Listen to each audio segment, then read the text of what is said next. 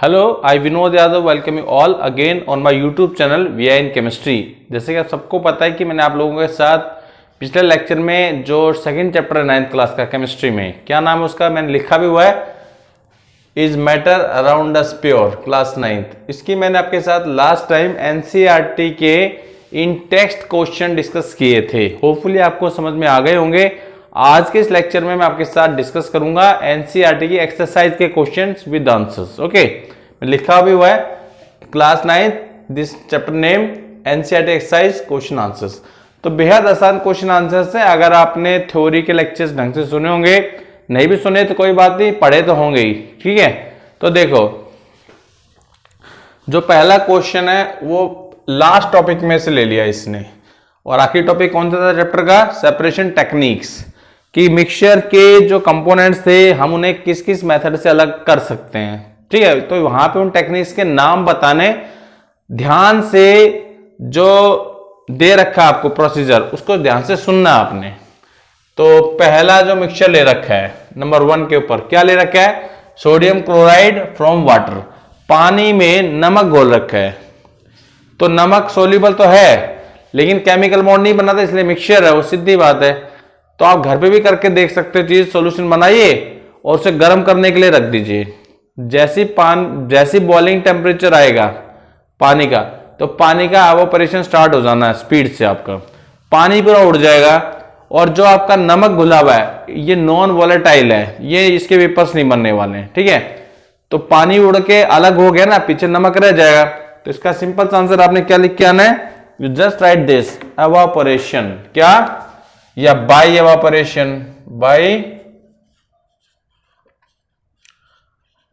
Evaporation पहला हो गया आपका। ओके, आप दूसरे वाले को देखें मिक्सचर को। He is giving you 2 salts in the mixture. Ammonium chloride एक दिया हुआ है, अमोनियम क्लोराइड को अलग करना है। क्यों लिखा है? देखो, ammonium chloride from a mixture, ammonium chloride को मिक्सचर से अलग करना है। मिक्सचर में क्या क्या है? एक तो है सोडियम क्लोराइड, दूसरा अमोनियम क्लोराइड है ही आपका। तो यहां पे आपको पता होना चाहिए कि जो अमोनियम क्लोराइड साल्ट है उसकी प्रॉपर्टी है कि जब उसको हीट करोगे ना ये सब्लिमेट बन जाएगा, मतलब it undergo sublimation, it undergo sublimation. तो ये तो गैस में कन्वर्ट हो जाएगा डायरेक्ट, सोडियम क्लोराइड का सब्लिमेशन होगा नहीं।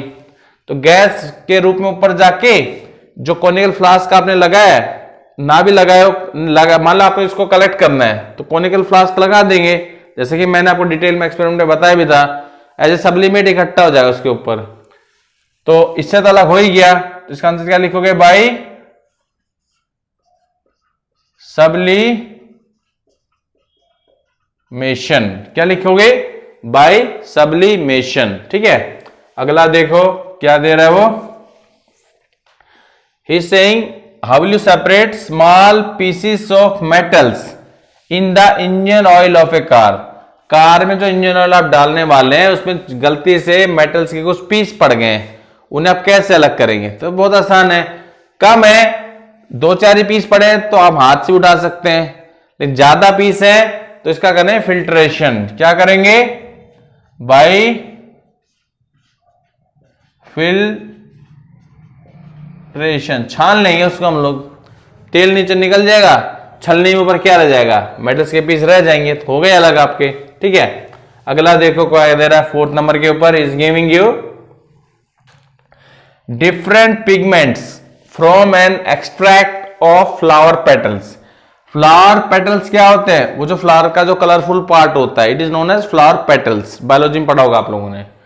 तो उसके अंदर ना कुछ कलरफुल पिगमेंट्स होती हैं, उन पिगमेंट्स को अलग करना आपने। एक्सट्रैक्ट तो आपने निकाल लिया, तो उस पिगमेंट्स का मैंने बताया था आपको डिटेल में जब थ्योरी चल रही थी कि कलरफुल पिगमेंट्स को अलग करने का मेथड क्या था, उसी से यूज किया था जिस आदमी ने इस मेथड को डिस्कवर किया था।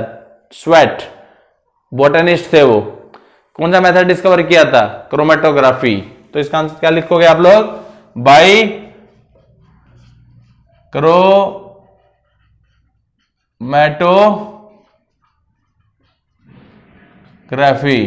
क्रोमा माने कलर, ग्राफ माने राइटिंग, समझ गए? यहीं से आया word chromatography. Next, butter from the curd जो बच्चे गांव में है, रूरल बैकग्राउंड से, उन्हें अच्छे से पता होगा कि उनकी नानी या दादी क्या करती है कार्ड के साथ बटर निकालने के लिए। क्या करती है? उस कार्ड को रोटेट करती है। क्या करती है? रोटेट करती है। तो rotation of A solution, solution यहाँ पे कर्ड है, बटर यहाँ पे सस्पेंडेड पार्टिकल है जो अलग होगा उसमें से। तो प्रोसीजर का नाम क्या था? जब किसी सॉल्यूशन को स्पीड से रोटेट करते हैं तो प्रोसीजर का नाम है सेंट्रीफ्यूगेशन। क्या नाम है? सेंट्रीफ्यूगेशन। क्या नाम बेटा? सेंट्रीफ्यूगेशन। ये सारे बताए थे मेरे ख्याल से, अगर आपने थ्योरी के लेक्चर्स सुने होंगे तो। ठीक है, नेक्स्ट ऑयल और वाटर। अब पानी और तेल का मिक्सचर है। अब पानी मिक्सिबल तो है नहीं कि घुल जाएगा, एक अलग लेयर बनाएगा। पानी ऊपर रहेगा, तेल ऊपर रहेगा, पानी नीचे रहेगा, सेपरेट लेयर वो बना लेते हैं। तो एक फनल आपको ध्यान हो, सेपरेटिंग फनल में मिक्सचर को रख दीजिए, थोड़ी देर में तेल ऊपर आ जाएगा, लेयर अलग बना लेगा, और जो आपका पानी है वो नीचे लेयर बना लेगा। तो पानी को नीचे नॉब को खोल के पानी को अलग कर लेंगे, ऊपर तेल रह जाएगा बस आपका। तो यहां पे क्या लिखोगे? By using separating funnel, bye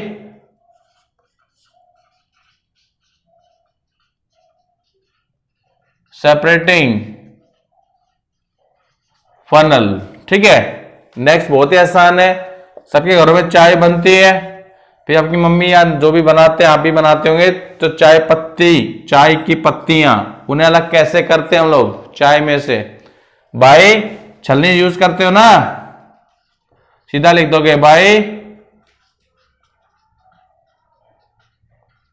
filtration, bye filtration. ठीक है, नेक्स्ट देखो क्या कह रहा है वो। पानी में बहुत ही पतली मड है, पानी में बहुत ही पतली मड है। अगर कभी बारिश के दिनों में आप कच्चे रास्ते से गए होंगे और कहीं पे अगर पानी थोड़ा सा इकट्ठा है तो वहां की मड को देखना, बहुत ही फाइन मड मिलेगी आपको। तो मड का नेचर जो होता है ना, वो कोलाइडल नेचर होता है और वो नेगेटिवली चार्ज नेचर होता है। कैसा नेचर का होता है वो कोलाइडल सॉल्यूशन? Negatively charge. तो पानी से उसको अलग करना है, तो उसमें एलम डाल दो। एलम डालने से क्या होगा? Alum will provide aluminium ions and potassium ions, Al3+ K+। These positive charged ions will neutralizes the negatively charged mud particles। तो इकट्ठे होकर के बड़े पार्टिकल बन जाएंगे, तो सेटल डाउन हो जाएंगे वो। तो यहाँ पे सीधे सी बात लिखनी है, अलग करना है ना, जैसे आपने पानी में से मड पार्टिकल्स को, तो सीधा सा लिखोगे बाय यूजिंग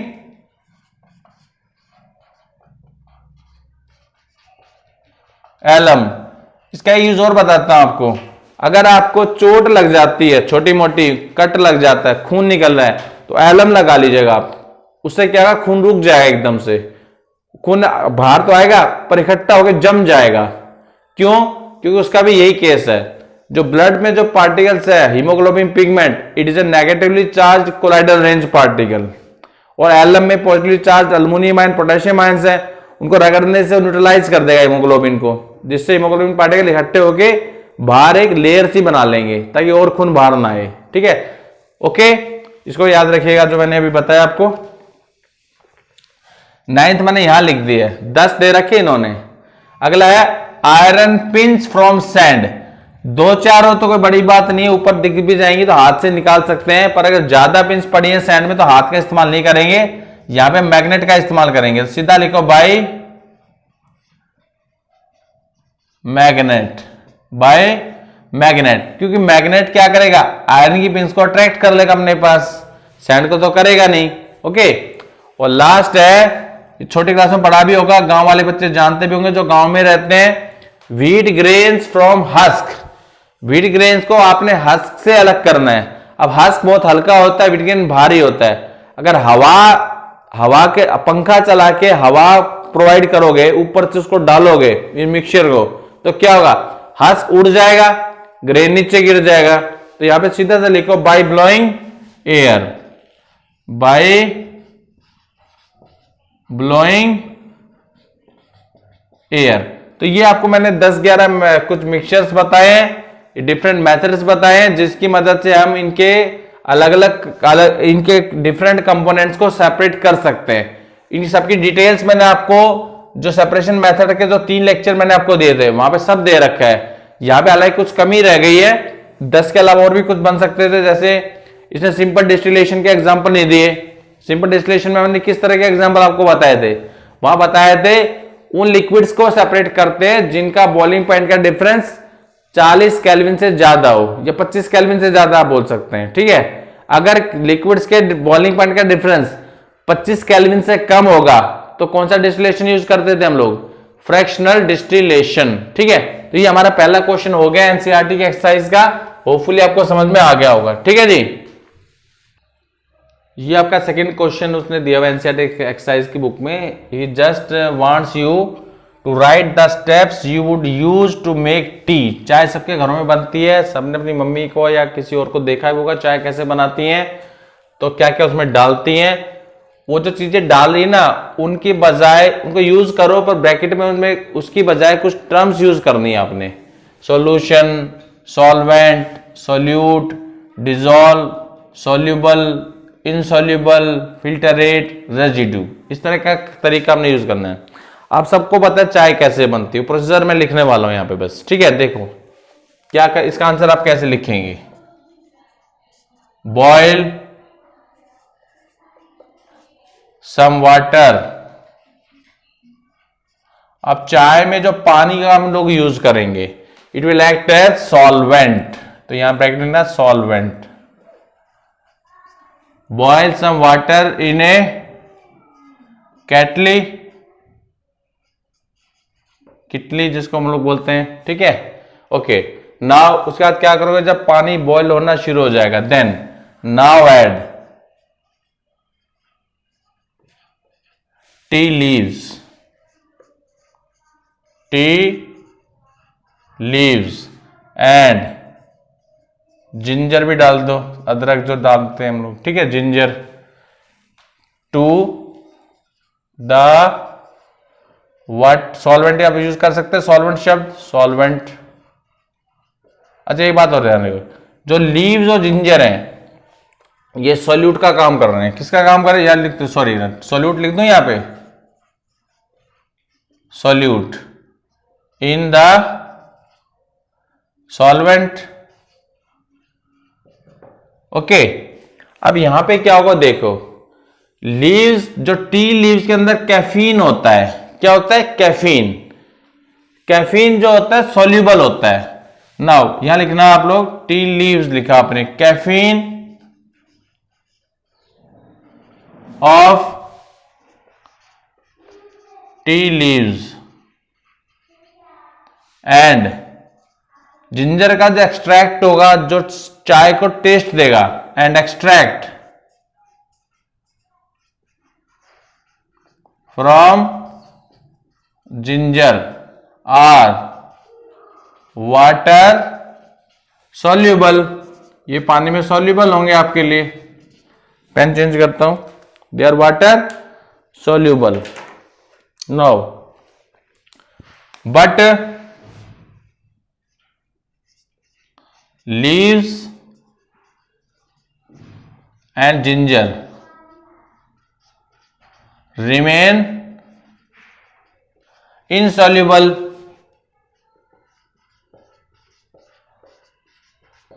जो जो सॉल्यूबल थी वो डिजोल्व हो जाएगी। क्लियर हो गया आपको, सॉल्यूबल कह लो या डिजोल्व कह लो, क्लियर हो गया। नाउ तो ये आपके पानी को ब्लैकिश कलर दे देगी, क्या दे देगी, ब्लैकिश कलर दे देगा, कौन, caffeine. Now add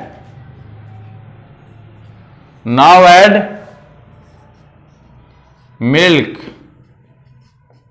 and sugar, ये भी सॉल्यूट ही है, कैसे, दोनों सॉल्यूट ही है ये भी। Now add milk and sugar to the, ऊपर जो ब्लैकिश किया था, ब्लैकिश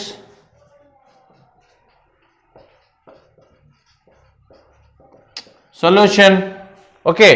उसके बाद क्या करती मम्मी, चाय को अच्छे से उबालती है। नाउ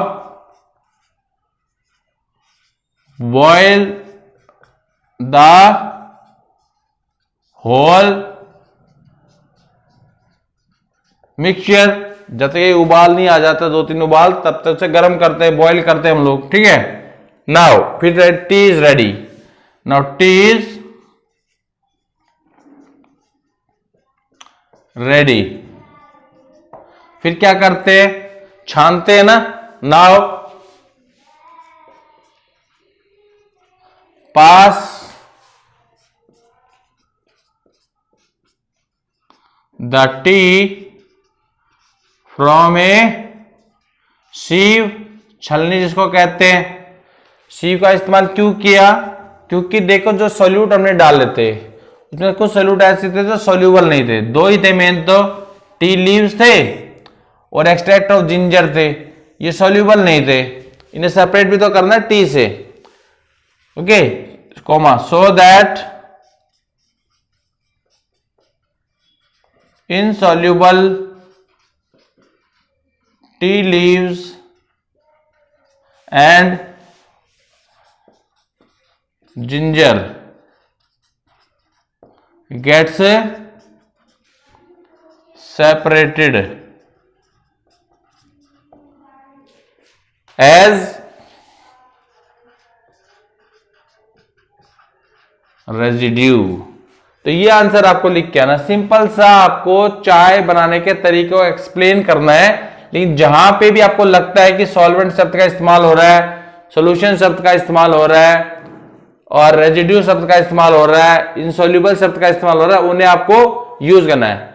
और नीचे जो चाय आएगी ना छलनी, उसे फिल्ट्रेट कहते हैं। क्या कहते हैं, फिल्टरेट। तो इस तरीके से हमारे 2 क्वेश्चन हो गए। बेहद आसान क्वेश्चन है, बिल्कुल मुश्किल क्वेश्चन नहीं है। क्लियर हो गया आपको। ये आपका 3rd क्वेश्चन है। इस क्वेश्चन में ना उसने डाटा दिया हुआ है, कोई प्रज्ञा नाम की बच्ची है, वो कुछ अलग अलग साल्ट्स ले रखे हैं, potassium nitrate, sodium chloride, potassium chloride, ammonium chloride. उन्हें रूम टेम्परेचर, आप इसी को मानिए 283 केल्विन टेम्परेचर को मान के चलिए, ठीक है। तो इसको क्या कर रहा है, इस टेम्परेचर के ऊपर सॉल्युबिलिटी बता रहा है। सॉल्युबिलिटी क्या होती है, 100 ग्राम सॉल्वेंट के अंदर आप कितना मैक्सिमम सोल्यूट घोल सकते हैं ताकि सैचुरेटेड सॉल्यूशन आपके सामने आ जाए, उसे हम कहते हैं सॉल्युबिलिटी। मतलब 100 ग्राम सॉल्वेंट के अंदर जितना मैक्सिमम सोल्यूट हम घोलते हैं ना, उसे सॉल्युबिलिटी कहते हैं। तो अलग अलग साल्ट्स की अलग अलग टेम्परेचर्स के ऊपर सॉल्युबिलिटी दे रखी 100 ग्राम के अंदर। ये सब ग्राम है पर 100 ग्राम वाटर में सब। तो इससे रिलेटेड ना कुछ क्वेश्चन दे रखे उसने, तो मैं एक एक क्वेश्चन करके आपके साथ डिस्कस करूंगा। पहला क्वेश्चन देखो क्या कह रहा है, ये कह रहा है what mass of potassium nitrate, इसकी बात कर रहा है, would be needed to produce a saturated solution of potassium nitrate in 50 gram of water at 313 kelvin.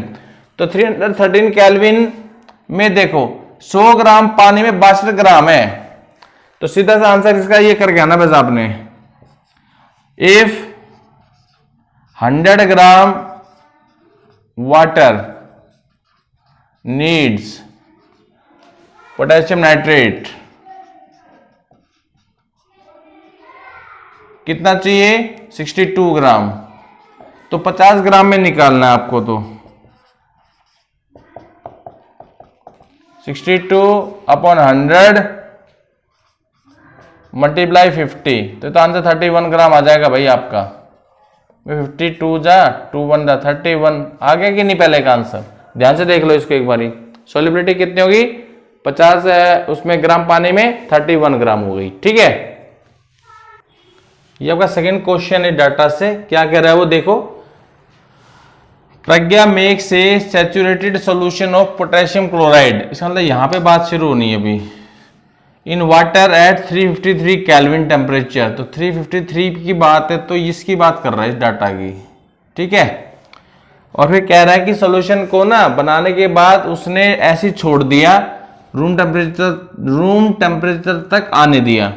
What would she observe, वो क्या ऑब्जर्व करेगी। देखिए जब भी आप किसी सैचुरेटेड सॉल्यूशन का टेम्परेचर कम कर दोगे तो सॉल्यूट की सॉल्युबिलिटी कम हो जाएगी, और हाई टेम्परेचर तक जितना एक्सिस में घुला था, सपोज मैंने कहा था भाई, सपोज करो ये रूम टेम्परेचर है मेरा 283 मान के चलो इसको, ठीक है। तो यहां 35 सोल्यूबल था, 35 ग्राम गर्म कर करके हमने 54 ग्राम अपना घोल लिया, पर टेम्परेचर दोबारा यहां पे ले आए, तो एक्सिस में जितना भी आपने घोला था ना, इसमें इस केस में जितना भी एक्सिस में, इस केस में 19 ग्राम घोला हुआ हम लोगों ने एक्सिस में, तो वो सेपरेट हो जाएगा। तो यह सिंपल सा आंसर लिखना है, with cooling the solubility of potassium chloride, या कोई भी जो साल्ट देगा आपको, डिक्रीजेस। क्या लिखना है, ये आंसर आपको लिख के आना है बस। क्या हो जाएगा, डिक्रीज हो जाएगा। And excess potassium chloride separates out as crystals. ये इसका आंसर आपने लिख के आना है बस। समझ में आता मेरी? आपका अगला क्वेश्चन देखो, बड़ा आसान सा है। क्या कह रहा है वो, he just ask you to find the solubility of each salt at 293 kelvin. मतलब हमें इस डाटा से मतलब है which salt has highest solubility. Solubility मैंने बताया था कि 100 ग्राम सॉल्वेंट के अंदर कितना मैक्सिमम सोल्यूट हम घोल सकते हैं at a particular temperature to make a saturated solution is known as solubility. तो यहां कोई कैलकुलेशन नहीं करनी, सीधा सीधा लिखना है। नाम लिखते जाओ, पोटेशियम नाइट्रेट कितना है, 32 ग्राम है, 32 ग्राम पर 100 ग्राम। 32 ग्राम तो घोल रखा है 100 ग्राम में। अगला सोडियम क्लोराइड NaCl फॉर्मूला आते तो लिख सकते हो, कितना है, 36 ग्राम, 36 ग्राम पर 100 ग्राम। नेक्स्ट कौन सा है, पोटेशियम क्लोराइड KCl फॉर्मूला होता है, कितना है, 35 ग्राम पर 100 ग्राम। लास्ट कौन सा, अमोनियम क्लोराइड, फॉर्मूला भी नहीं आता होगा, अगले पार्ट में सिखाएंगे। नाम लिख दो, अमोनियम क्लोराइड, कितना घुला हुआ है, 37 ग्राम पर 100 ग्राम। ये इसका आंसर है। समझिए, आसान है। और इस क्वेश्चन का जो आखिरी पार्ट है, कह रहा है कि टेम्परेचर के बदलाव का सॉल्युबिलिटी पे क्या असर पड़ता है। एक साल्ट को पकड़ लो, ऊपर वाले को देखो, 23 पे 21, 32, 62, 106, 107, क्या देख रहा, सॉल्युबिलिटी बढ़ रही है। तो सिंपल सा आंसर लिख के आना है इसका, तो solubility increases with increase in temperature। थोड़ा लंबा सवाल था पर आसान सवाल था, ठीक है जी। जो क्वेश्चन नंबर 4th है, उसमें आपको 4 डेफिनेशंस लिखनी है। कुछ नाम दे रखे, पहला सैचुरेटेड सॉल्यूशन। तो सैचुरेटेड सॉल्यूशन वो सॉल्यूशन होता है जिसके अंदर हम एक मिनिमम अमाउंट ऑफ सॉल्वेंट के अंदर आप एक मैक्सिमम अमाउंट ऑफ सॉल्यूट घोल सकते हैं, उसका सॉल्यूट का घुलना बंद हो जाएगा। तो सिंपल सी डेफिनेशन लिखनी है, the solution in which a maximum amount of solute has been dissolved and no more solute can be dissolved at a given temperature। कि उसके बाद घुलना बंद हो जाने का मतलब ही आपको सोल्यूट के पार्टिकल दिखाई देने लग जाएंगे, ठीक है। प्योर सब्सटेंस क्या होते हैं, the substances which are made up of same kind of particles। Example आपको याद होंगे शायद, एलिमेंट्स और कंपाउंड्स, याद हो गए कि ना, है जी। ये कई बार आली अपना कोलॉइड्स की अगर हम बात करते हैं तो कोलॉइड्स का नेचर कैसा होता है, हेटेरोजीनस। तो शुरुआत वहां से करेंगे, the heterogeneous solutions whose solute लिखना पहले तो, हुज सॉल्यूट, ब्रैकेट में क्या लिखोगे, dispersed phase, dispersed phase particles have size in between 1 nanometer to 100 nanometers. ये क्या होते हैं आपके कोलाइडल सॉल्यूशन। ऐसे आपका सस्पेंशन भी होता है, क्या लिखोगे, the heterogeneous solutions whose solute particle size is greater than 100 nanometre.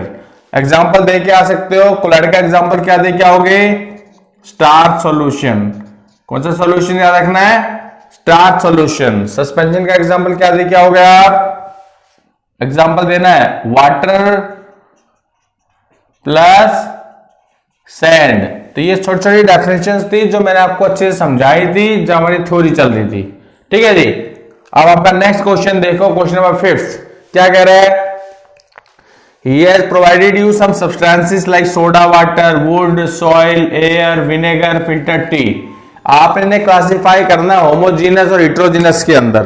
तो देखो, सोडा वाटर, पानी के अंदर CO2 गैस डिसॉल्व होती है, तो ये किस कैटेगरी में आएगा, होमोजीनस की कैटेगरी में आएगा। ये किस कैटेगरी में आएगा, homogeneous. Wood is considered as, याद रखना, हिटेरोजीनस, हिटेरोजीनस। सॉइल भी हिटेरोजीनस ही आपकी।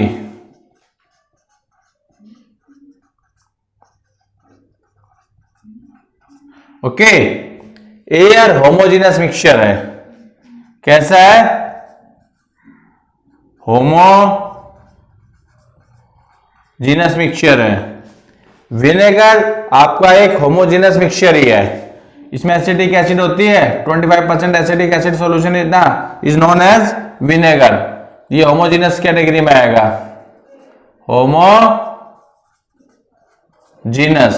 फिल्टर टी, रेजिड्यू तो सी पे अटक गया था, नीचे जो चाय आई है उसमें सब कुछ डिसॉल्व है ना, चीनी, कैफीन, शुगर, शुगर तो हो गया, समझ गए, मिल्क, सब पानी में डिसॉल्व है। तो ये अभी आपका आएगा होमोजीनस कैटेगरी में। ये क्वेश्चन भी इंपॉर्टेंट है एनटीएससी के पॉइंट ऑफ व्यू से, पहले बता रहा हूं आपको, वो दे देगा किसका एग्जांपल है। ठीक है, तो ये आपके 2 क्वेश्चन हो गए। अभी आगे बढ़ेंगे। आपका नेक्स्ट क्वेश्चन देखो क्या कह रहा है, 6th क्वेश्चन, ध्यान यहां लगाना 6th पे। How will you confirm that a colourless liquid given to you is pure water. देखो, किसी भी प्योर सब्सटेंस की अगर हम बात करते हैं तो ये तो सॉलिड होगा, लिक्विड होगा। सॉलिड है ना, तो उसका मेल्टिंग पॉइंट फिक्स रहेगा, चाहे वो सॉलिड आपको कहीं से भी मिला हो। लिक्विड है, प्योर अगर लिक्विड है तो उसका बॉइलिंग पॉइंट आपको फिक्स मिलेगा या उसका फ्रीजिंग पॉइंट फिक्स मिलेगा अगर वो जमता है तो प्योर पानी की खासियत है क्या, उसका जो बॉइलिंग पॉइंट है 100 डिग्री सेल्सियस ही आपको मिलेगा और जो फ्रीजिंग पॉइंट है 0 डिग्री सेल्सियस ही मिलेगा। तो बड़ा सिंपल सा इसका आंसर आपको लिखना है, if given liquid boils at 100 degree Celsius or freezes at 0 degree Celsius, then it is water. It is pure water लिखो, इट इज प्योर वाटर। ठीक है, अगर पानी में कुछ मिलावट होगी ना तो उसका जो बॉइलिंग पॉइंट है वो 100 डिग्री नहीं ज्यादा मिलेगा, एलिवेशन होगा बॉइलिंग पॉइंट में, और मिलावट है तो फ्रीजिंग पॉइंट और कम होगा, डिप्रेशन होगा। ये जो मैंने 2 शब्द यूज किए हैं, elevation in boiling point, depression in freezing point in आप 12th क्लास के सेकंड चैप्टर में पढ़ेंगे, क्यों एलिवेट होता है और क्यों डिप्रेस होता है। बॉइलिंग पॉइंट एलिवेट क्यों होता है, फ्रीजिंग पॉइंट डिप्रेस क्यों होता है, ये डिटेल अभी नहीं है, 12th क्लास के मतलब की है। ठीक है, फिलहाल आप ध्यान रखिएगा, प्योर अगर है तो ये टेम्परेचर्स आपको याद रखने हैं। ठीक है, नेक्स्ट क्वेश्चन देखिए, 7th क्वेश्चन पे आइए। अभी कुछ सब्सटेंसेस दे रखे, मटेरियल्स, आपने इनमें से प्योर सब्सटेंस आइडेंटिफाई करने हैं। तो प्योर सब्सटेंस अभी थोड़ी देर पहले भी आया था कि which are made up of same kind of particles. जब उसने आइस दे दी ना आपको, इसका मतलब प्योर पानी की आइस है। वो किसकी आइस है केमिस्ट्री के अंदर, प्योर पानी की। तो इसको मैं सर्कल कर देता हूं, ये प्योर की कैटेगरी में है। तो आप आंसर कैसे दोगे, प्योर सब्सटेंस एक तरफ, इम्प्योर सब्सटेंस एक तरफ, नीचे आपको सीरीज में लिखने हैं। ठीक है, तो आइस प्योर में आ जाएगा। मिल्क प्योर नहीं है, मिल्क एक मिक्सचर है, तो मिक्सचर को मैं रेड कलर से सर्कल कर देता हूं। मिल्क क्या है, मिक्सचर है मेरा। Iron is an element which is made up of same kind of particles known as iron atoms, तो प्योर में आएगा ये। हाइड्रोक्लोरिक एसिड देखिए, जो कंसंट्रेटेड एसिड दे रखी हो, जो डाइल्यूट एसिड दे रखी हो, वो कैसे है, HCl प्लस वाटर है दोनों केस में। डाइल्यूट के केस में पानी ज्यादा होगा, कंसंट्रेटेड में पानी कम होगा, तो ओवरऑल तो मिक्सचर है। चाहिए वो सॉरी रेड से करना था, सॉरी, ये आपका मिक्सचर है, प्योर नहीं है। कौन, hydrochloric acid is not a pure substance. Calcium oxide ये पे एक प्योर सब्सटेंस है, क्योंकि कैल्शियम ऑक्साइड का फॉर्मूला होता है CO, तो कंपाउंड है, ये कहीं से भी मिले इसका फॉर्मूला यही रहेगा CO, इसलिए प्योर कैटेगरी में आएगा। मरकरी एक एलिमेंट है, इसलिए प्योर है। ब्रिक मिक्सचर है भाई, काफी सारी चीजें मिला के फिर ब्रिक बनती है, इसलिए मैं इसको रेड से क्लिक कर रहा हूं। वुड भी आपका प्योर नहीं है, इम्प्योर है। और एयर तो है होमोजेनस मिक्सचर। तो कुल मिला के आपके 4 थे इसमें। आइस प्योर कैटेगरी में आएगा, आयरन प्योर कैटेगरी में आएगा, कैल्शियम ऑक्साइड प्योर कैटेगरी में, मरकरी प्योर कैटेगरी में, बाकी सारे कैसे, इम्प्योर या मिक्सचर्स की कैटेगरी में। ठीक है, और 8वां क्वेश्चन देखिए क्या कह रहा है, आपको ना कुछ मिक्सचर दे रखे हैं, सॉइल, सी वाटर, एयर, कोल, सोडा वाटर। आपको पता ना सॉल्यूशंस कौन सा है। अब क्योंकि देखो आप 9th क्लास में है, 12th क्लास में होते तो कुछ और बताता, 9th क्लास में तो आपके दिमाग में सॉल्यूशन ये रहना चाहिए भाई, जिसमें लिक्विड है कोई प्रेजेंट, पानी, सॉल्वेंट, वो आपका सॉल्यूशन है। क्लियर, तो देखो ये तो सी वाटर सॉल्यूशन हो जाएगा आपका, और दूसरा कौन सा है, सोडा वाटर। कौन सा है, सोडा वाटर। तो ये आपके 8 क्वेश्चन हो गए, अभी 2 क्वेश्चन और रह रहे हैं, उनको और करेंगे हम लोग अभी। ठीक है, ये आपका नेक्स्ट क्वेश्चन देखो क्या दे रहा है 9th क्वेश्चन को, which of the following will show Tyndall effect. मैंने क्या बताया था टिंडल इफेक्ट के लिए, अगर आप किसी सॉल्यूशन में से लाइट पास करा रहे हैं और लाइट का पाथ आपको दिखाई देगा जब आप उसको 90 डिग्री के एंगल से यहां से देखोगे तब, तो it is this process is known as Tyndall effect. और 3 तरह के सॉल्यूशन मैंने बताए थे, ट्रू सॉल्यूशन, कोलाइडल सॉल्यूशन और सस्पेंशन सॉल्यूशन। वहां मैंने बताया था कि केवल कोलाइडल सॉल्यूशन और सस्पेंशन सॉल्यूशन में आपको दिखाई देगी लाइट का पाथ, टिंडल इफेक्ट। तो यहाँ पे देखो ये जो है salt solution true solution category में आएगा, तो ये नहीं शो करेगा टिंडल इफेक्ट को। ठीक है, कॉपर सल्फेट भी एक साल्ट ही है, उसका सॉल्यूशन भी ट्रू सॉल्यूशन बनाएगा, वो भी नहीं शो करेगा। केवल ये स्टार्च का सॉल्यूशन जो है ना, ये कोलाइडल सॉल्यूशन है, तो this will show Tyndall effect. तो इसको आपने टिक करके आना है, आंसर इसका लिख के आना है कि only starch solution will show Tyndall effect because it is A colloidal solution. Is that clear? अगले क्वेश्चन को देखो, 10th क्वेश्चन को, classify the following into elements, compounds and mixtures. आपको पहचान करके बताना है कि गिवन जो मटेरियल है वो किस कैटेगरी का है। पहला क्या है आपका, sodium. Sodium is an element. Soil is mixture, पता है ना, नाइट्रोजनस मिक्सचर कैटेगरी में आया था ये। शुगर सॉल्यूशन भी मिक्सचर ही है भाई, because sugar can be separated from the water present in the solution. Water can be made to evaporate and remaining is sugar.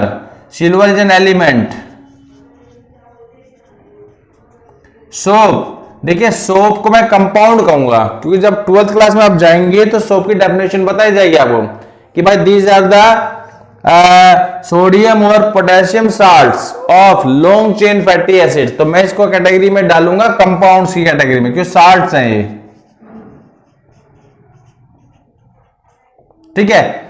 कोई लोग मिक्सचर भी कहते हैं, पर मेरे ख्याल से अगर सही मायनों में देखे जाएंगे ना सोप, तो कंपाउंड कैटेगरी में आएंगे आपके लिए, ठीक है। मीथेन भी एक कंपाउंड ही है, क्योंकि फॉर्मूला होता है CH4, तो ये कंपाउंड है आपका। और प्योर कंपाउंड प्योर कैटेगरी में क्यों है, मीथेन कहीं से भी मिले फॉर्मूला आपको CH4 ही मिलने वाला है। ये जो कैल्शियम कार्बोनेट है ये भी कंपाउंड है, क्योंकि फॉर्मूला क्या होता है, CaCO3 होता है, कहीं से भी मिले फॉर्मूला यही रहेगा। कैटेगरी क्या है, कंपाउंड, ठीक है।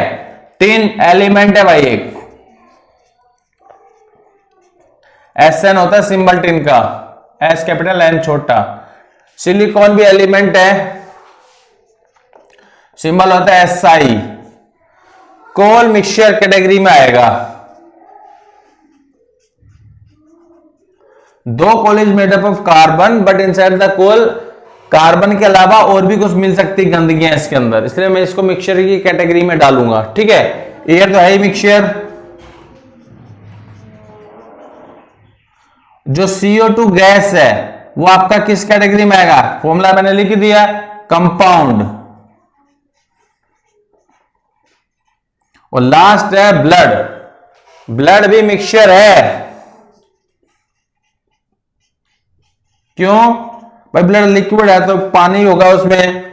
इसके अलावा ब्लड के अंदर हीमोग्लोबिन पिगमेंट भी होती है, प्लेटलेट्स भी होती हैं, RBCs भी होते हैं, WCs भी होते हैं, सब मिक्स होते हैं ना, इस वजह से मिक्सचर में डाला है। तो ये आपके अभी 10 क्वेश्चन, अभी एक क्वेश्चन और रह रहा है भाई आपका, ठीक है, उसको और देखेंगे हम लोग। क्लियर हो गया आपको। और ये आपका आखिरी क्वेश्चन है एनसीईआरटी की एक्सरसाइज का। यहां कुछ चेंजेस उसने दिए हुए हैं, 7 चेंजेस हैं, और आपको क्लासिफाई करने हैं कि केमिकल चेंज कौन सा है, फिजिकल कौन सा है।